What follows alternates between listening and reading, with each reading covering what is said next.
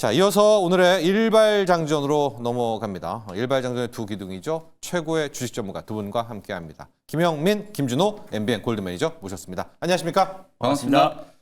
자, 어제 기뻤습니다. 5,000피 달성하고 뭐 미증시도 좋았고 타코 이어졌고 뭐 테슬라도 급등했고 다 좋은데 몇몇 우리의 발목과 마음을 아프게 하는 이제 뉴스들이 있었습니다. 일단 먼저 인텔 쇼크부터 가야 될 것 같아요. 영민 매니저, 아주 좋았잖아요. 아주 잘 나왔잖아요. 그랬는데 포워드 가이던스가 실망이다. 아, 근데 이게 또 시간의 주가를 11%나 폭락시킬 만한 건가요? 네, 그러니까 이제 지금이 1월이잖아요. 우리가 이제 1월 한 달 동안에는 실적이고 뭐고 다 필요 없고 그냥 미래의 꿈만 보고 이제 지금까지 달려왔거든요. 그리고 어저께 이제 5,000포인트를 좀 뚫었고. 근데 이제 본격적인 실적 시즌이 이제 시작되는 거예요. 이제 삼성전자, 하이닉스 다음 주에 이제 29일 날 확정 실적 발표하고 컨콜이 이제 시작하고 미국의 빅테크 기업들도 테슬라를 필두로 이제 줄줄이 다 실적 발표가 이제 예정이 좀 되어 있고 오늘 뭐 인텔이 이제 실적 발표했잖아요. 그러니까 이제는 숫자에 대한 민감도가 이제 조금 높아질 수밖에 없는 시기다라는 걸 우리 투자자분들도 조금 인지하실 필요는 좀 있지 않나. 저는 뭐 현대차도 그런 관점에서 어저께 약간 이제 조정이 좀 들어온 거라고 보거든요. 실제로 오늘 인텔은 실적은 굉장해 좋았어요. 말씀해 주신 것처럼 데이터 자체만 보면 뭐 매출액이라든지 그다음에 주당 순이익 다 예상치를 좀 뛰어넘는데 다음 분기 가이던스에 이제 눈에 띄는 게 EPS, 그러니까 주당 순이익이 빵으로 이렇게 이제 가이던스가 이제 제시가 됐거든요. 그게 왜 이제 이런 식의 이제 가이던스가 나오냐면 여러분들 아시는 것처럼 인텔은 이제 선단 공정에 대한 투자를 이제 굉장히 좀 강화하고 있는 상황이잖아요. 그러니까 사실 CPU에서 이제 벗어나서 파운드리에 대한 어떤 역할도 이제 하려고 좀 하고 있고 아무래도 이제 설비 투자를 트럼프 대통령의 뭐 압박 아닌 압박을 등에 업고 설비 투자를 굉장히 좀 공격적으로 좀 해야 되는 상황이기 때문에 사실상 지금 당장의 이제 수익성보다는 미국 내에 이제 생산을 위한 이제 전진 기지를 이제 구축한다는 측면에서 캐펙스가 이제 좀 투자가 이제 계속 확대되고 있는 상황이기 때문에 그런 부분들을 이제 감안하면 사실상 이제 다음 분기 이제 가이던스가 조금은 좀 부정적으로 이제 제시가 좀 된 게 아닌가 뭐 이런 생각이 조금 들거든요. 그래서 아마도 이제 설비 투자에 대한 부담과 그 가이던스에 대한 영향 때문에 지금 시간에서 거의 10%가 넘게 11%. 급락을 하고 있어요. 그리고 최근에 또 인텔은 뭐 트럼프 대통령의 또 약발 덕분에 굉장히 좀 강하게 급등을 했었잖아요. 그러니까 그 기대치를 이제 충족 못 시키는 이제 가이던스가 나오니까 이렇게 그냥 급락을 해버리는 거거든요. 그래서 저는 어찌 보면 좀 당연한 수순이다. 왜냐하면 인텔이 지금 당장 실적이 좋아서 주가가 움직인 게 아니거든요. 물론 이제 AI 이 초호황 랠리 덕분에 이제 GPU뿐만 아니라 CPU도 다시 이제 또 호황 사이클이 이제 전개될 수 있다. 뭐 이런 분석들이 있기는 했습니다만 어쨌든 지금 현재 AI 사이클을 이제 주도했던 기업들은 메모리 반도체 기업들이잖아요. 그러니까 사실 이제 인텔은 또 이제 CPU 생산하는 기업이고 또 파운드리에 대한 이제 투자하고 있고 이제 이런 식의 흐름들을 좀 본다라고 하면은 뭐 삼성전자나 SK 하이닉스에는 그리 크게 영향을 미칠 것 같지는 않아요. 다만 반도체 업종이 이제 인텔이라는 이런 또 상징적인 기업이 시간에 좀 급락을 하기 때문에 아 이제는 좀 실적에 대한 민감도, 엔비디아도 이제 또 실적 발표를 해야 될 거고 사실상 이제 빅테크 기업들이 줄줄이 다 이제 실적 발표가 이제 진행이 좀 될 거기 때문에 그 부분에 대한 이제 민감도가 조금 높아지는 시기가 이제 좀 도래를 했다라는 거. 우리가 이제는 좀 숫자도 좀 챙겨봐야 된다. 어쨌든 3월 되면 또 상패 시즌이잖아요. 바로 감사 보고서 제출해야 되고. 작년 연간 사업 보고서 이제 3월 말까지 이제 제출을 해야 되기 때문에 그런 이제 보고서 제출에 대한 이제 시한이라든지 그다음에 이제 실적에 대한 어떤 민감도라든지 이런 것들이 좀 높아질 수밖에 없다라는 그런 이제 시기가 도래했다라는 걸 여러분들이 좀 인텔 실적 발표를 통해서 한번 좀 경각심을 좀 가지는 정도 그 정도로 이해하시면 될 것 같습니다. 지금 프리마켓에서 삼성전자는 1%대 상승 그리고 SK 하이닉스는 강보합입니다. 그러니까 인텔이 11% 폭락을 하고 있어도 프리마켓에서는 아직까지 영향은 주지는 않고 있지만 본장에서 이제 본장은 외국인이 들어오니까 한번 외국인들이 어떻게 입장을 취하는지도 봐야 될 것 같습니다. 그렇죠. 영민 매니저가 우리와는 큰 상관은 좀 없지만 그동안에 서버용 CPU 완판됐네 이러면서 약간 투심은 좋아진 건 맞잖아요. 그 프리미엄 정도는 좀 뺄 수도 있겠다. 그런 좀 전망도 해봅니다. 자, 이렇게 인텔 쇼크 짚어봤고요. 정말 중요한 거는 이제 현대차 그룹주입니다. 이것도 우리 두 분의 전문가와 함께 이제 깊이 들어가야 되는데요. 준호 매니저. 현대차가요. 맞습니다.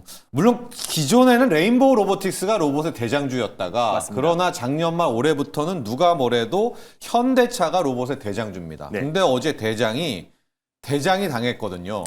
근데 이제 이거를 로봇의 테마 한번 일단 쉬어가기로 봐야 네. 될지 아니면 어제 나왔던 현대차 노조 리스크 때문에 현대차만 좀 뺀 건지 이 구분을 좀 해야 될 것 같거든요. 일단 첫 번째로는 일단 코스피 5천을 어떤 목표 달성하는 데 있어서 삼성과 SK 하이닉스의 투톱 역할이 굉장히 컸었고 막판에 어떤 이제 부스터 역할을 했던 거는 현대차와 현대차 그리고 계열사 거기에다 플러스로 HD 현대가 아니었나. 그래서 결국 피지컬 AI 결국 현대도 그렇고 HD 현대도 그렇고 뭐 보선다이맥스, HD 현대 로보틱스 상장에 대한 기대감과 피지컬 AI 기업으로 확실하게 좀 탈바꿈을 하면서 시장에 좀 강력한 매수세와 로봇 상승을 마지막에 좀 강력하게 견인했잖아요. 그래서 막판에 좀 힘차게 달려왔기 때문에 코스피 5천 선을 돌파하고 나서 좀 차익 매물이 좀 출회되는 거는 어쩌면 당연한 결과다라고 좀 보고 있고 또 그 타이밍에 하필이면 또 이제 노조에서 노사의 합의 없이는 단 한 대도 로봇이 공장 투입은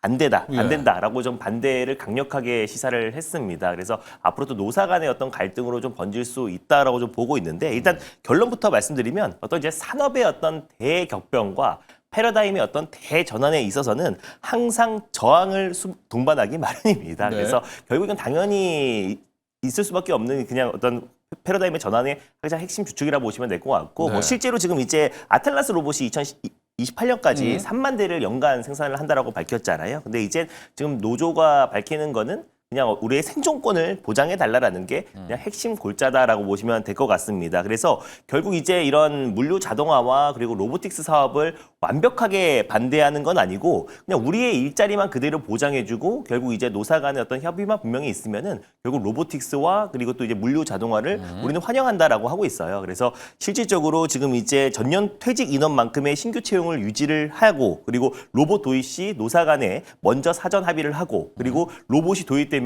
일단 교육 이후에 새롭게 인력을 재배치해달라. 그러니까 고용 안정이 보장된 기술 도입은 환영한다라는 발언을 했기 때문에 초기에는 이제 현대차 입장에서 조금 힘들 수 있다고 보고 있어요. 현대차는 어떤 글로벌 어떤 대경쟁력 확보를 하기 위해서 굉장히 필수적인 선택이다라고 하고 있는데 일단 일자리만 보장을 해준다고 했을 때는 로보틱스와 자동화를 반대하지 않겠다라는 어떤 입장이다 보니 현대차가 초기에는 지금 현재 있는 인력들은 어느 정도 좀 이제 소화를 하면서 그리고 이제 로보틱스 관련된 사업을 빠르게 지금 기술 개발을 해야 되는 시점이 아닌가라고 보고 있고요.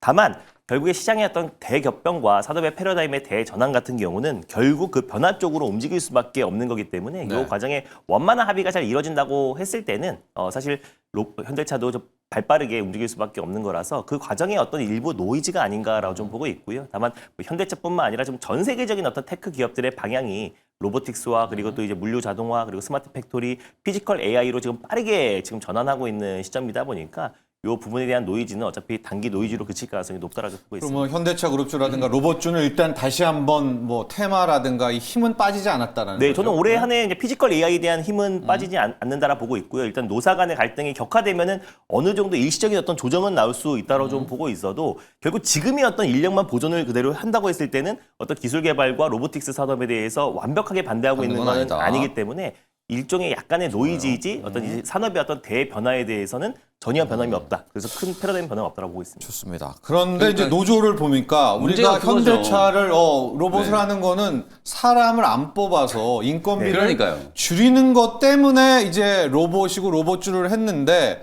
퇴직한 만큼 신규 다시 뽑아라 위원을 이러면은 뽑는다라고 아니, 하면 이게 약간 그게 아예 그냥 노조가 요구하는 거는 사실 로보틱스로의 이제 전환을 못 하는 거예요. 왜냐면 얼마 전에 며칠 전에 KB증권 보고서에서 그렇게 이제 보고서가 나왔잖아요. 목표가 80만 원에 이제 타당한 근거가 2035년에 로봇이 이제 인력을 대체해가지고 생산 캐파 공장 신규 팹을 짓지 않아도 현대차의 생산 캐파는 4배 가까이 이제 증가하는 효과가 생기고 그걸로 인해서 현대차가 2035년에 영업이익이 25조 원이 나올 거다. 그러니까 사람을 로봇이 대체해야 이런 생산 어떤 효율성이 이제 증가가 되는 거거든요. 근데 지금 노조가 요구하는 거는 사람은 그대로 다 뽑고 퇴직하는 만큼 그대로 다 뽑고 우리 일자리 그대로 다 유지해주고 그러고 나서 로봇 도입해라. 이러면 비용이 더 들어가는 거죠. 인건비 그대로 나가고 로봇에 대한 비용 더 들어가고. 그러니까 이거는 앞뒤가 안 맞는 거기 때문에 이제 앞으로 노조하고 사실상 이제 회사 측에서 상당한 이제 또 좀 갈등이 좀 생길 수밖에 없는 요소고. 그냥 이런 이슈 다 떠나서 사실 현대차는 미래 이제 로보틱스 기업으로 이제 분명히 이제 전 세계 시장에 이제 각인이 좀 됐어요. 아틀라스 몸값이 지금 뭐 100조, 130조까지 지금 보선 다이내믹스 몸값이 100조, 130조까지. 20조가 100조 된 그러니까 거예요? 처음에 10조, 15조에서 시작했던 게 지금 100조, 130조까지 지금 네. 심지어 지금 중국의 유니트리 문가까지 지금 넘어서고 있어요. 그래서 사실 제가 요거는 조금 어저께 이제 어쨌든 조정이 조금 들어왔기 때문에 이제 조금 말씀드리는 건데 현대차나 이제 보스턴 다이내믹스에 대한 이제 밸류가 조금 급하게 반영된 측면은 좀 없지 않아 있어요. 앞서 제가 말씀드렸던 KB증권의 보고서도 당장 내년에 이제 밸류를 얘기하는 게 아니라 10년 뒤에 지금으로부터 10년 뒤에 이제 휴머노이드 로봇이 대량 생산됐을 때 2035년경에 한 960만 대 정도 이제 휴머노이드 로봇이 이제 생산이 될 걸로 추정을 하고 그 중에 한 15% 정도를 보스턴 다이내믹스가 생산을 하게 될 거다. 네. 2035년이 되면 이제 그걸 전망한 거거든요. 그래서 이제 그 중장기적인 어떤 밸류를 보면 80만 원 정도 이제 목표가가 타당하다. 근데 2026년 올해 지금 60만 원을 찍어버렸다면 거의 어제 60만 원 근처까지 올라갔거든요. 그러니까 이제 주가가 아무래도 조금 가파르게 미래에 대한 이제 가치를 조금 선반영한 측면은 좀 없지 않아 있다. 물론 이제 현대차가 그동안에 도요타나 GM이나 포드 이런 기업들에 비해서 굉장히 저평가되어 있었지만 그런 이제 저평가는 어느 정도 조금 해소가 좀 됐기 때문에 이제 주가는 조금 이제 쉬어갈 수 있는 구간이다. 실제로 이제 1월 초부터 외국인들은 현대차를 거의 1,000만 주 가까이 빨았어요. 네. 우리나라 돈으로 따지면 거의 한 4조, 5조 원 넘게 이제 지금 매도를 하고 있는 어제 상황이에요. 200만 주. 그러니까 어저께도 네. 200만 주 넘게 이제 팔았고요. 그러니까 전체적으로 이제 외국인들이 이렇게 매도를 하는 거는 중장기에 대한 어떤 성장 스토리는 분명히 이제 대변화를 좀 맞이했습니다. 우리가 기술적으로 테크니컬하게 주가의 측면에서 보면 현대차가 조금 이제 급하게 올라온 면이 있지 않나 그런 이런 생각이 좀 들고 그래서 한 50만 원 초반 정도까지는 월션 이격 조정이 조금 들어오고 순고기를 조금 하고 난 이후에 이제 다시 이제 주가는 상승하면 될 것 같고 뭐 노조와 관련된 이슈는 뭐 지금까지 현대차가 뭐 노조 문제 없었던 게 아니잖아요. 매년 뭐 노조와 임금 협상하고 그런 노조에 대한 이제 트러블들을 그래서 못 오른 거잖아요. 해소하면서 왔었기 네, 때문에 네. 뭐 요 문제도 저는 뭐 들 것이다. 현명하게 어느 정도 좀 타협은 될 거라고 보거든요. 이제 그 문제는 저는 근본적인 문제는 아니다. 네. 이렇게 말씀 좀 드리고 싶습니다. 자, 영민 매니저는 현대차 그룹주 투자 전략과 로봇을 일단은 좀 50만 원 전후까지. 네. 근데 오늘 프리에서도 어제 나름 윗꼬리에 음봉 나오니까 많이 붙었어요. 벌써 거래량도 많고 한 2%대 현대차 그룹주가 현대차가 오르고 있다는 점도 전해드리고요. 프리마켓 한 번만 더 보고 준호 매니저 일발로 가보도록 하겠습니다. 삼성전자가 아직까지도 1%대 인텔 쇼크와는 전혀 무관하게 잘 버티고 있고 어제 쉬었던 현대차가 오늘도 힘을 내고 있고 현대차가 또 가니까 로봇주도 나쁘지가 않습니다. 뭐 급등 폭등세는 아니지만 그래도 로봇답게 빨간불을 켜고 있고요. 에브리봇이 가장 돋보이네요. 에브리봇이 한 8%대까지 상승을 좀 하고 있다는 점도 말씀을 드리고요. 코스닥으로 잠깐 와보면 뭐 양대축, 바이오와 2차 전지. 어제 2차 전지의 날 아니었습니까? 저희가 조금 이따 또 2차 전지도 준비를 하는데 오늘도 프리마켓에서는 2차 전지 좋고 삼성 SDI 여기 이제 거래소지만 어쨌든 상징적인데 지금 3.9%대 급등을 하고 있습니다. 에코프로 라인으로 와볼까요? 에코프로가 2.95, 에코프로 버티 1%대 1%대. 전고체 어제 웬만한 거 상한가 치고 20% 이상이었는데 한농화성이 일단 프리마켓에서 또 달리고 있습니다. 12%대 상승하고 있고 흑연 관련한 실리코 흑연의 대주전자재로도 10%대까지 가고 있으면서 이 분위기라면 오늘 또 한 번 2차 전지의 훈풍도 기대를 해보도록 하겠습니다. 준호 매니저, 약간 현대차가 깨름직한 이런 상황이었습니다. 오늘 본장은 또 가봐야 되겠지만 이런 가운데 오늘의 일발은요? 일단 뭐 현대차가 이제 어제 좀 쉬어가는 흐름 나왔지만 저는 최근에 너무 이제 강하게 시세가 들어왔던 거에 대한 일종의 차익 매물이 좀 출현했다라고 좀 보고 있고요. 그래서 오늘의 일발은 결국 이제 피지컬 AI의 중심에 결국 로봇 같은 경우는 그 기술의 집약체라 보시면 될 것 같고 피지컬 AI에는 사실 로봇뿐만 아니라 이제 자율주행이 있잖아요. 그래서 자율주행에 있어서 좀 스몰캡 기업을 오랜만에 들고 왔는데 바로 퓨런티어를 다시 한번 들고 와봤습니다. 뭐 최근에도 제가 스몰캡 기업을 한 10종목 추천하면 한 번 정도는 갖고 오는데요. 최근에 퍼스텍도 말씀드리고 나서 한 30%대 상승 흐름이 나와주면서 목표가를 돌파하기도 했고요. 퓨런티어 같이 좀 스몰캡 기업이지만 확실한 좀 기술력을 가지고 있는 기업이고 국내 이제 대표 기업들 그리고 이제 국내 대기업들과 꾸준하게 협력 관계를 가지고 있어서 결국 올해 좀 이제 독점적인 어떤 기술력을 바탕으로 안정적인 이제 매출 성장이 좀 기대가 되는 스몰캡 기업들은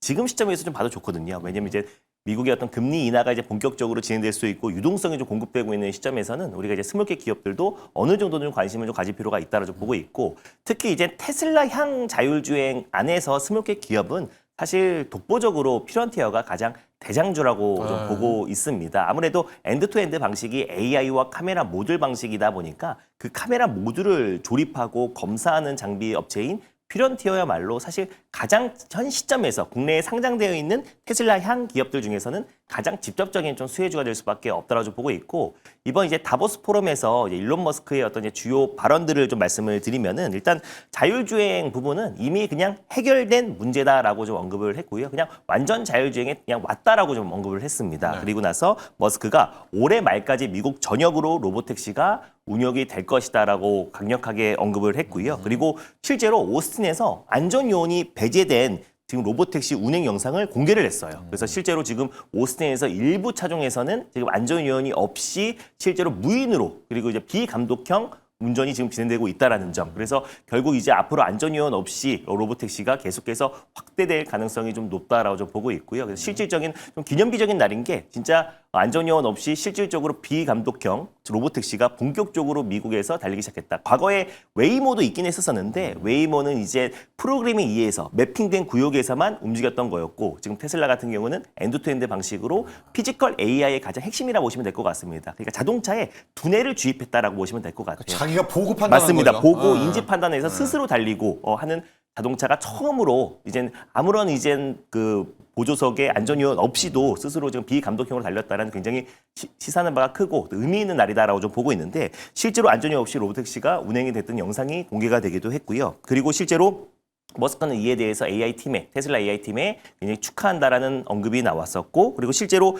2월 달에 유럽과 중국의 이제 FSD 관련된 승인을 기대하고 있다라고 했어요. 거기서 이제 두 곳에 한 곳만 승인이 된다고 하더라도 결국 이제 테슬라를 비롯한 이제 자율주행에 대한 관심도 굉장히 높아질 수밖에 없다라고 좀 보고 있습니다. 거기에다가 지금 이제 옵티머스 로봇 같은 경우도 이제 내년 말에 그냥 대중에게 판매를 앞두고 있다. 올해 양산을 시작해서 일단 산업 라인에 먼저 깔고 그 이후에 2027년도 내년 말에는 이제 대중들에게 옵티머스 로봇을 공급할 것이다. 왜냐면 판다는 거죠. 네, 그 전까지는 산업 현장에만 쓸 수밖에 없는 게 안전이 굉장히 중요하잖아요. 네. 만약에 진짜 우리 가정 안에 로봇이 들어왔는데 갑자기 배터리 사고로 폭발해버리고 이러면 정말 큰일 나는. 또 우리 때리고. 거기 와서 때리고 이러면 말도 안 되는 일이 벌어지기 때문에 네. 더욱더 이제 안전에 더욱더 이제 기여를 해서 내년 말 정도에 공급하겠다라는 발언이 나왔습니다. 그래서 최근에 이제 테슬라의 이제 로보택시 그리고 FSD 관련해서 지금 미국에 이제 레모네이드라는 이제 보험사가 있는 온라인 보험사가 있는데요. 네네네. 오히려 지금 테슬라의 FSD가 장착된 차량 같은 경우는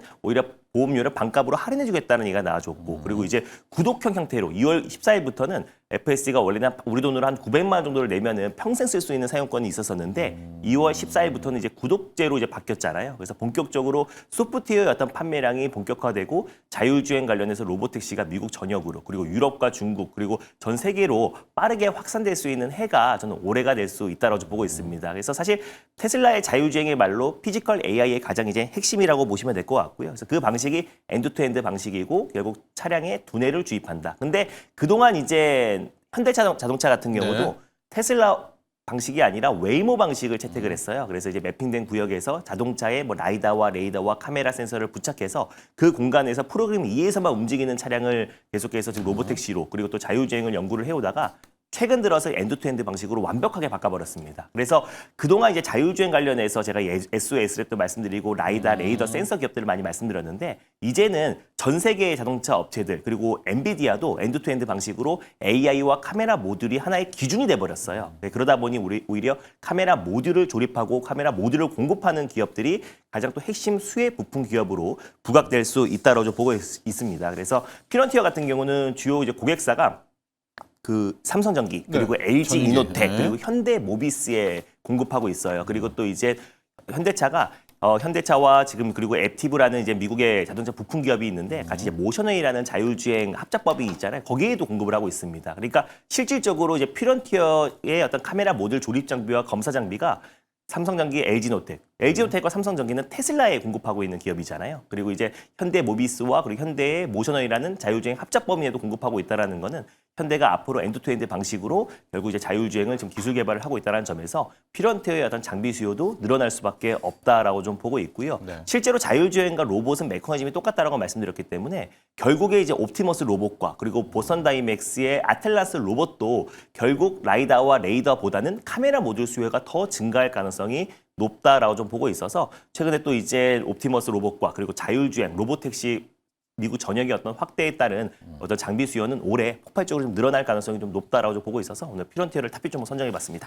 자, 오늘 사이즈는 좀 작습니다. 시가총액이 이제 2천억이 좀 안 되는 종목 피런티어이기는 한데 간밤에 다 설명을 해주셨지만 테슬라가 뭐 로봇도 판다고 하고요. 자율주행인데 원래는 그 뒤에 이렇게 그 요원이 뒷좌석에 앉아 있잖아요. 맞습니다. 이제 그 친구가 없이 그냥 홀로 다녔더라고요. 이제 그 뉴스도 있으면서 착착 진행이 되고 있는데 우리나라의 자율주행도 이제 빨리 가야 되겠죠. 맞습니다. 네. 실제로 지금 이제 모델 X랑 그리고 모델 S에 지금 이제 미국에서 생산된 차량들은 지금 이제 FSD가 지금 네. 되고 있는 상태고 유튜브에서도 많이 지금 이제 시연 영상들이 공개가 되고 있는 상황이고요. 그리고 현대차도 지금 관련해서 속도를 좀 내고 있고 포티투다에서 지금 카메라와 AI 방식의 엔드투엔드 방식으로 기술 개발을 하고 있는 상황이다 보니까 현대차도 좀 빠르게 따라가고 있다라고 보시면 될 것 같습니다. 우버는 잘 안 됐지만 우리 택시 기사분들과 또 이번에 협상도 잘 돼서 자율주행도 또 늦어지면 진짜 맞습니다. 우리나라는 정말 늦어지겠죠. 또 그런 부분도 함께 보고 아까 리모네이드인가요? 그 보험사도 급등했던 맞아요. 게 그거 보험 맞습니다. 팔아가지고 맞아요. 이제 자율주행. 보험사도 네. FSC를 이제 사용하고 있는 차량에는 보험료를 바꿔. 왜냐면 인간보다 훨씬 안전하다라는 그렇죠. 거 지금 여러 데이터를 통해서 지금 확인이 된 상태고 일론 머스크도 향후에는 인간보다 100배 이상 안전하다라고 전 세계에서 모든 사람보다 당연히 그 데이터가 벌써 지금 뭐 100억 마일 이상 지금 쌓여 있는 상태다 보니까 당연히 뭐 인간보다 훨씬 더 여러 환경에서 데이터가 쌓여 있는 자율주행이 더 잘할 수밖에 없다고 보고 있습니다. 미국은 아예 보험도 파네요. 벌써 이렇게 앞서가네요. 자율주행 이거는 관련해서. 정말 굉장한 네. 진전이에요. 우리가 네. 이제 지금은 이제 벌써 풀셀프 드라이빙을 논의하는 단계지만 실제로 이제 자율주행에 대한 어떤 기술 개념이 정립이 됐을 때 우리가 가장 먼저 우려했던 게 이게 사고. 사람이 자율주행 자동차를 타다가 사고 나면 집단 소송하면은 그 서비스를 제공해서 네. 바로 파산하는 거 아니냐. 책임 소재를 어떻게 이제 나눌 것인지 이런 부분들에 대해서 굉장히 좀 논란이 많았었잖아요. 근데 이제 오늘 나온 그 이슈를 보면 어쨌든 로봇 택시가 사람이 운전하는 것보다 훨씬 더 안전하다는 거에 대해서 보험사도 인정을 하고 네. 보험료를 사람이 운전하는 것보다 지금 반값으로 책정한 이제 보험 상품을 이제 판매한다라는 걸 이제 발표를 한 거거든요. 이건 굉장히 의미 있는 진전이고 사실 거기에 비하면 우리나라는 정말 너무 뒤떨어져 지금 있어요. 없죠. 이 규제 측면에서 네, 맞아요. 너무너무 지금 많이 뒤떨어져 있기 때문에 사실 이제 여기서 사실 기술 격차를 따라잡기 위해서는 정말 좀 파격적인 실제로 미국은 일론 머스크와 이제 트럼프 대통령 물론 중간에 이제 사이가 조금 안 좋아졌다가 다시 네. 지금 이제 또 브로맨스를 이제 과시하고 있습니다만 이러면서 이제 대통령의 어떤 정책적인 의지와 또 기업인의 또 그 의지가 딱 맞아 떨어지면서 이제 자율주행에 대한 규제를 대폭 풀면서 완전히 이제 빠르게 로봇택시가 지금 미국이. 확산될 수 있는 네. 가능성을 만든 거거든요. 실제로 중국도 그렇잖아요. 근데 지금 우리나라는 아직도 거의 뭐 걸음마 단계 수준이고 규제 이거 없애지 않으면 사실 네. 이제 기술 격차를 따라잡기가 거의 불가능하기 때문에 미국에서 발생한 오늘 이슈는 좀 정말 굉장히 큽니다. 조금 의미 있는 시사점이다라는 거 좀 생각을 해야 될 것 같습니다. 예, 오늘 자율주행도 보셔야 되겠고요. 시장은 어떤 판단할지 네. 가격적으로 볼까요? 일단 피런티어의 가격 전략은 프리에는 없어요. 네, 그래서 실제로 지금 피런티어는 전일 종가를 일단 매수가로 좀 말씀드려보도록 하겠고 아무래도 스몰캡 기업이다 보니까 변동성은 있을 수 있어요. 지난번에 우리가 퍼스텍도 제가 일주일 전에 말씀드리고 나서 한 30% 정도 올라가는 과정에서의 변동성도 굉장히 컸기 때문에 그걸 좀 유념하시고 좀 많이 접근하시면 분할로 접근하는 게 조금 더 안정적일 수 있다라고 좀 보고 있습니다. 그래서 일단 매수가는 전일 종가였던 15,900원 라인대를 일단 1차 매수가로 한번 설정해 보도록 하겠고요. 목표가는 일단 2만 원 바로 직전 가격대였던 19,000원을 1차 목표가로 그리고 손절 라인대는 13,600원 라인대 말씀드려 보도록 하겠습니다. 자, 오늘 준호 매니저의 일반은 피런티어입니다. 자율주행의 뭐 천병이다 이렇게 보시면 될 것 같고요. 자, 현재 프리마켓 상황 보도록 하죠. 오늘의 프리마켓의 주인공은 2차 전지고요. 2차 전지 중에서도 전고체 배터리입니다. 이 라인들이 거의 다 상단을 차지하고 있어요. 사이즈 큰 것 중에 삼성 SDI가 어제에 이어서 오늘도 4.5%, 뭐 5%대까지 치솟구면서 기염을 토하고 한농화선이 13%, 어느덧 대주전자재료는 10% 넘게 이제 급등을 했습니다. 레이크 머티리얼스도 마찬가지고요. 자, 2차 전지가 로봇의 전고체 배터리 테마를 얻고 또 가지만 코스닥 활성화 대책도 있는 것 같아요, 용민 매니저. 예. 여러 가지 이제 이슈가 있었던 것 같아요. 어제 사실 현대차 이제 장중 조정에 대해서 굉장히 많은 투자자분들이 좀 아쉬워하시는 것 같은데 현대차의 조정은 삼성 SDI 때문이었다. 왜냐하면 이게 전형적인 순환매잖아요. 현대차 쪽에서 이제 차익 실현 물량이 나오고 어제 삼성 SDI가 20%가 넘게 폭등했잖아요. 요즘에 뭐 한국전력도 그냥 20% 급등하고 삼성 SDI도 그냥 장중에 20%씩 이제 급등이 나오는 이제 그런 시장이에요. 결국 휴머노이드 로봇의 이제 심장은 결국 이제 2차 전지 배터리 그 중에서도 전고체 배터리다라는 요 이슈가 이제 핵심이거든요. 삼성 SDI가 아무래도 이제 우리나라에서 이미 이제 전고체 배터리 파일럿 라인이 이제 가동이 되고 있는 상태고 2027년에 이제 상업화를 지금 목표로 하고 있기 때문에 휴머노이드 로봇의 이제 대량 양산 시점과 거의 딱 맞아떨어지는 거예요. 지금 오늘 간밤에 이제 다보스 포럼에서 일론 머스크도 휴머노이드 로봇 공장에는 이미 일부 투입이 되고 있고 가정에까지 이제 보급하는 시기를 내년 연말 정도로 이제 추정을 했잖아요. 물론 이제 옵티머스의 대량 생산 시기가 당초 우리가 기대했던 것보다 계속 조금 늦어지고 있기는 합니다만 어쨌든 내년 연말 이제 2027년 말 정도에 가정용 이제 옵티머스까지 이제 대량 보급이 된다라는 거. 그러면 휴머노이드 로봇이 본격적으로 이제 대량 양산이 된다라는 건 이제 내년 정도, 내년 하반기 이후 정도 시점을 이제 보면 되는 거거든요. 그럼 딱 그때 이제 전고체 배터리 상용화 시점하고 맞아떨어지는 거예요. 그러니까 로봇에 들어가는 이제 배터리는 전고체다. 이러면서 삼성 SDI가 이제 급등했고 황화리튬 이제 대량 공급을 할 수 있는 뭐 이수 스페셜티 케미컬이라든지 레이크 머티리얼즈 그리고 어제 강원에너지도 이제 상한가까지 갔는데 강원에너지는 무수수산화 리튬을 이제 공급하는 기업. 이게 무수수산화 리튬도 굉장히 중요할 수밖에 없는 게 전고체 배터리는 이름에서도 고체잖아요. 이게 워터프리를 만드는 게 굉장히 중요하거든요. 전해질을 그냥 단순히 고체로만 만드는 게 아니라 전고체 배터리의 성질 자체가 수분에 굉장히 취약하기 때문에 모든 원료에서 수분을 이제 워터프리를 만드는 게 굉장히 중요한 이제 기술적인 접근이라고 보시면 되거든요. 그래서 사실상 이제 어저께 이제 강원에너지는 무수수산화 리튬을 이제 공급하는 기업으로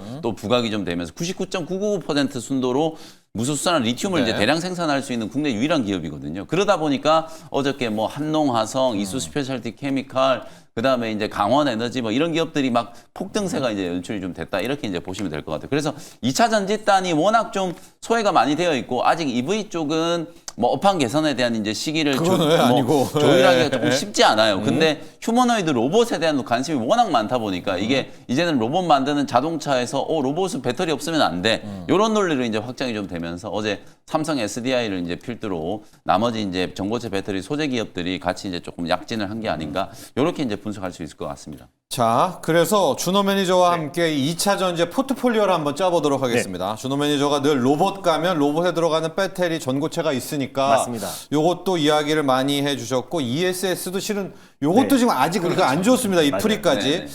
대형, 중형, 소형으로 해서 좀 한번 짜보면 일단 선두에는 SDI를 넣어야 되나요? 맞습니다. 제가 지난번에도 사실 이제 우리 일바정전에서 삼성 SDI를 좀 추천을 해드리기도 했었었는데 뭐 그 이유가 ESS 쪽에서의 올해 흑자 전환에 대한 기대감이 너무나 높다. 그래서 최근에 대장주인 LG 엔솔이 두 건의 어떤 계약 취소로 인해서 조금 억울하게 밀렸던 부분이 있었던 게 이미 2차전지 기업들은 전기차 수요 둔화로 인해서 이미 주가 조정이 정말 뭐 반에 반토막이 나 있는 상태였잖아요. 근데 최근에 ESS에 대한 어떤 매출 성장 기대감으로 상승이 잘 들어와 주려고 했던 찰나에 LG 엔솔의 포드부터 시작해서 두 건의 어떤 계약 취소로 인해서 같이 2차전지 섹터가 다 같이 좀 밀렸었는데 최근에 RTO제에 밀리면서 다 같이 밀리듯이 전체적인 2차전지 섹터가 이미 울고 싶은데 뺨 맞은 격으로 한 번 더 밀렸습니다. 근데 최근에 상승했던 이유는 ESS 쪽으로 사실 테슬라 최근에 2조 원대 규모의 에너지 기업과 기술 이전 수주를 했다고 했잖아요. 근데 그게 테슬라가 아니었어요. 왜냐하면 삼성 SDI에서 테슬라와는 ESS 관련된 공급 논의를 지금 진행 중이다라고 했기 때문에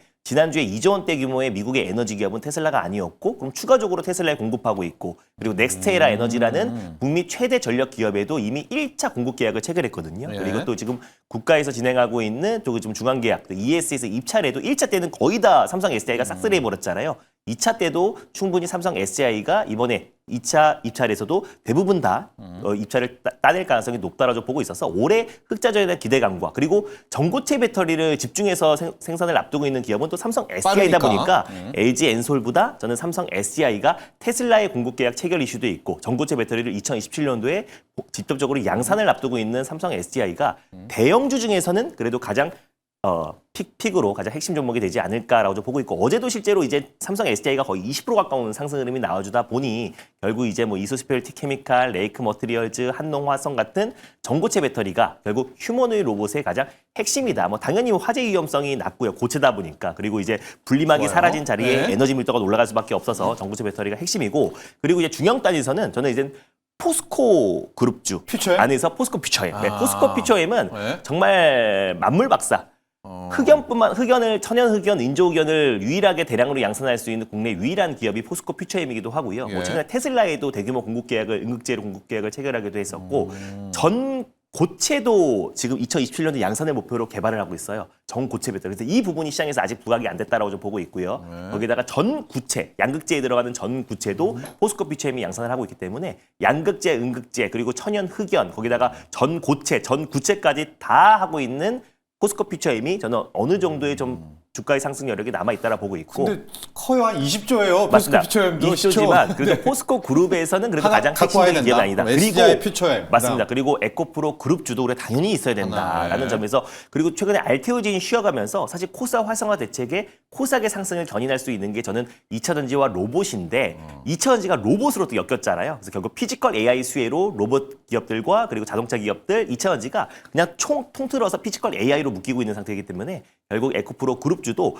결국 양극재와 전 구체는 또 전 고체 배터리도 들어가요. 그러다 ESS에도 들어가고요. 그러니까 결국 이제 그 밸류 체인에 그리고 에코프로 그룹주가 조금 억울했던 게 주요 고객사가 삼성, SDI임에도 불구하고 조금 이제 억울하게 밀렸던 부분도 분명히 있었기 때문에 저는 이제 에코프로 그룹주도 코스닥 활성화 대책과 같이 맞물리면서 어느 정도의 좀 상승 탄력이 나오지 않을까, 패시브 자금이 좀 유입되지 않을까 보고 1, 있습니다. 2조 규모에서 뭐 할까요? 레이크모터, 한농화성, 이슈스페셜티 아니면 흑연으로 가서 대주전자를 박아도 되고 뭘로 마지막으로 지금 할까요? 대주전자재료가 올라가는 이유가 네. 최근에 지금 바이오 섹터가 아무래도 ETF에 지금 많이 상장되어 있는 기업들, 그 비중이 컸던 기업들이 다 같이 밀렸잖아요. 근데 대주전자재료가 좀 매력적인 게 어차피 2차전지 섹터가 다 같이 올라간다고 했을 때는 결국 이제 2차전지 밸류 체인에 대주전자 재료가 비중이 굉장히 높아요. 그래서 그런 점을 본다고 했을 때 실리콘 응급제에서 이제 압도적인 점유율을 차지하고 있고 대량으로 양산할 수 있는 국내 유일한 기업이고 테슬라도 국내 이제 실리콘 응급제 기업과 지금 공급 논의를 진행 중이다고 했기 때문에 저는 대주전자 재료도 굉장히 좀 매력적인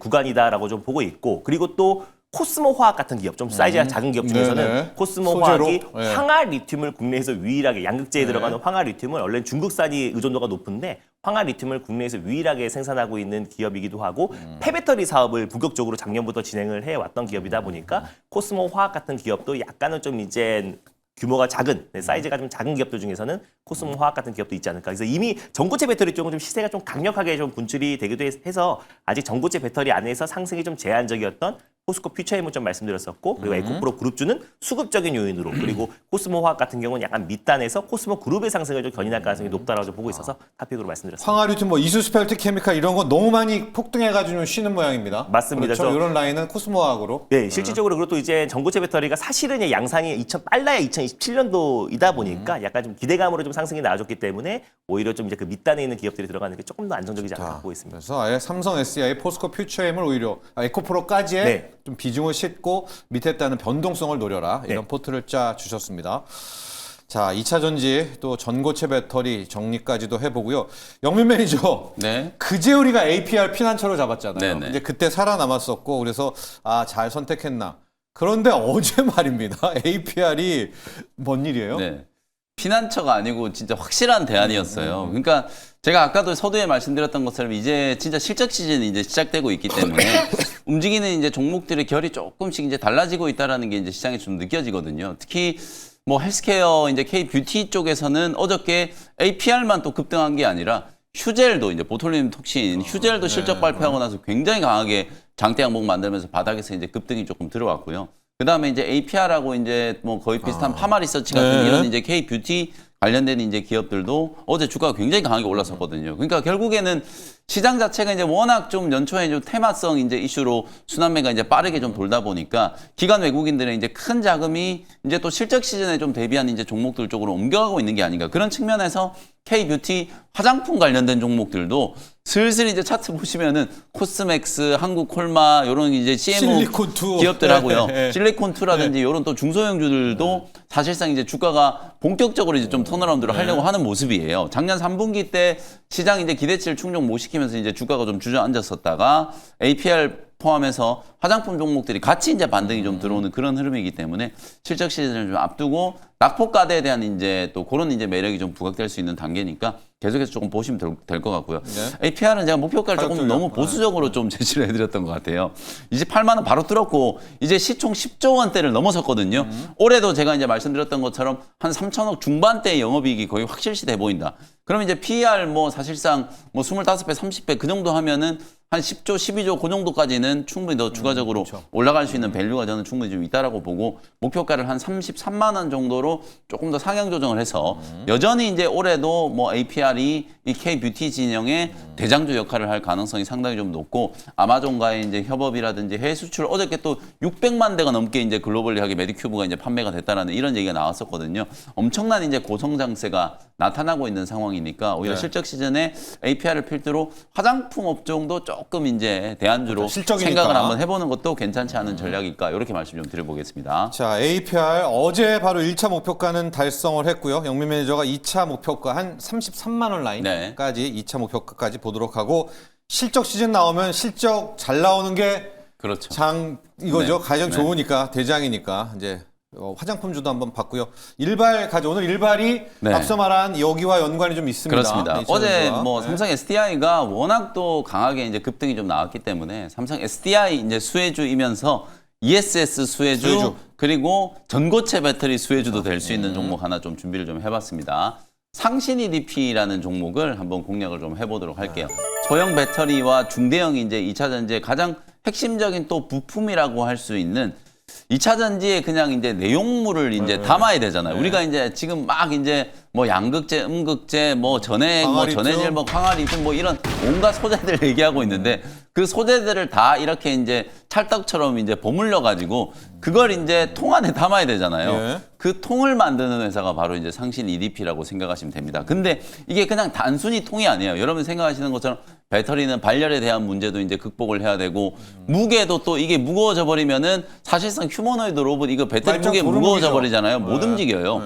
그런 굉장한 이제 기술력이 이제 담보가 돼야 되는 그런 이제 분야라고 보여지기 때문에 진입 장벽이 의외로 생각보다 높다. 그냥 금형 기술을 가지고 있다라고 해가지고 2차 전지 배터리용 캔을 만들 수 있는 게 절대 아니다라는 거. 그런 측면에서 국내 2차 전지 뭐 소형이든 중대형이든 2차 전지 캔을 만드는 이제 시장에 점유율 압도적인 이제 1위 기업이고요. 전방에 이제 ESS. 사실 지금 ESS도 약간 좀 가라앉아 있긴 합니다만 분명히 우리가 이제 주목을 해야 되는 부분이고 전기차 이 EV 쪽 그리고 앞으로 이제 휴머노이드 로봇에 이제 장착될 전고체 배터리와 관련된 부분들에 있어서도 캔을 이제 공급할 수 있는 거의 뭐 유일한 대안이지 않을까. 그래서 사실상 이제 각형과 원통형 이제 배터리에 들어가는 이 캔을 삼성 SDI 쪽으로 이제 주로 공급을 하고 있고 예. 전체 매출에서 삼성 SDI가 차지하는 게 91%예요.